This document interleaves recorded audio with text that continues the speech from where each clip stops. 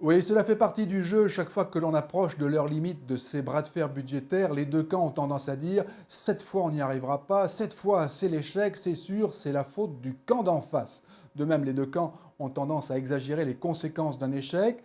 S'il n'y a pas d'accord, certains services de l'État pourraient fermer les monuments, les parcs nationaux, les musées. On le voit, pas vraiment de conséquences sur l'économie américaine. Alors fait-on ici beaucoup de bruit pour rien? Pas tout à fait, parce que derrière ce bras de fer sur le budget se cache un autre bras de fer, beaucoup plus décisif, celui-là sur le plafond de la dette qu'il faut rehausser avant le 17 octobre. Et la question est de savoir ce que veulent exactement les républicains. Est-ce qu'ils veulent effectivement forcer Barack Obama à abandonner sa réforme de la santé? Ça, ils n'y arriveront pas. Et dans ce cas-là, si c'est vraiment leur intention, il y a du souci à se faire en effet pour les conséquences sur l'économie américaine. Ou alors s'agit-il d'un jeu? Est-ce que les modérés du Parti républicain n'ont pas tendance aujourd'hui à donner un os à ronger à leurs extrémistes en disant faites-vous plaisir sur le budget, mais lorsque les choses sérieuses commenceront sur le plafond de la dette, nous serons plus ouverts à la négociation?